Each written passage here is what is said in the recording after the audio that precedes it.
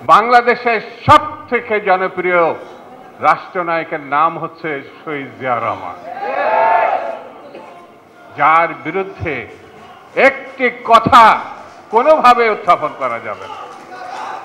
তারপরে দেশনেত্রী বেগম খালেদা জিয়া, আপসীর নেত্রী বেগম খালেদা জিয়া গণতন্ত্রের মানুষ কন্যা না, এমন একটা উচ্চ মাত্রায় গেছে, তিনি শুধু বিএনপি নেত্রী না, সকল মহলের কাছে তিনি আদরণীয়, গ্রহণীয় দেশনেত্রী।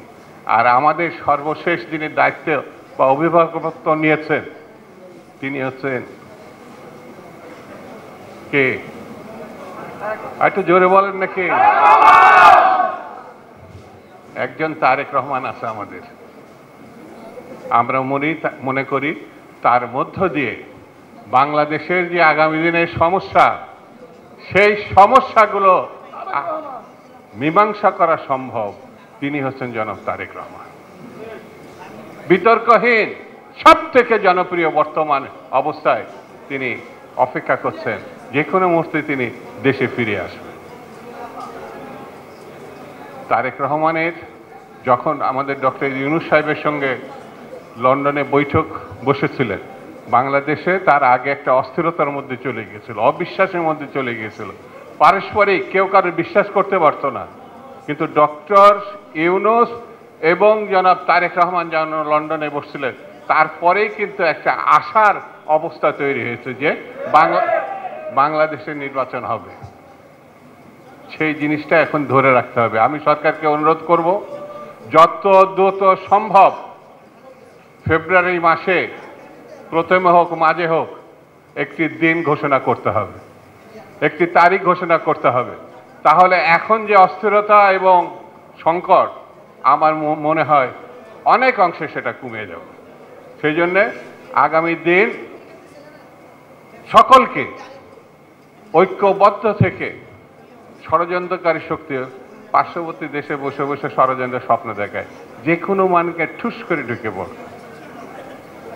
আওয়ামী লীগের আগামী 100 বছরের মধ্যে ফিরে আসার কোনো সম্ভাবনা নাই, কোনো সম্ভাবনা নাই।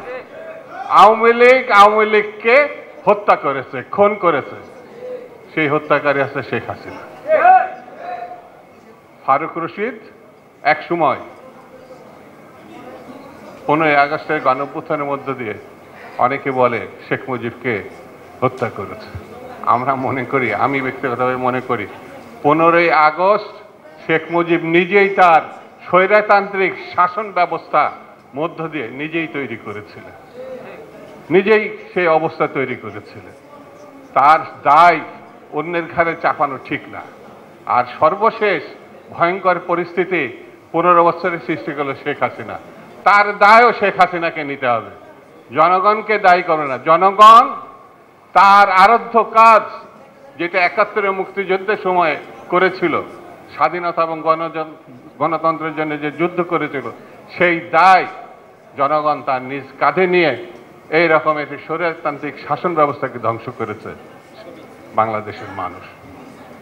সেই জন্যে আগামী দিনে আমাদেরকে সকল ষড়যন্ত্রের বিরুদ্ধে ঐক্যবদ্ধ থেকে গণতন্ত্র প্রতিষ্ঠায় সজাগ থাকতে হবে।